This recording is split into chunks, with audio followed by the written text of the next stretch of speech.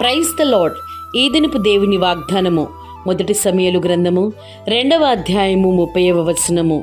నన్ను గనపరచు వానిని నేను గనపరచుదును. మనం ఎప్పుడైతే తండ్రి మాటకు విధేయత చూపిస్తూ ఆయన వాక్యానుసారంగా నడుస్తూ ఆయన వాక్యపు వెలుగులో మనము జీవిస్తూ ఆయన మాటకి లోబడి ఆయనను ఎప్పుడైతే మనం గనపరుస్తామో తండ్రి నిశ్చయముగా ఆయన బిడ్డలమైన మనలను అన్ని విషయాలలో గనపరిచి సంపూర్ణులుగా చేసి స్థిరపరిచి బలపరచువారై ఉన్నారు. ప్రార్థన.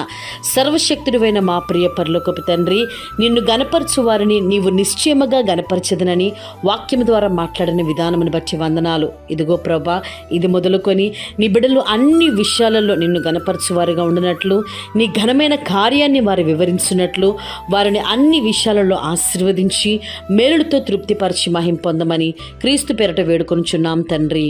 ఆమేన్.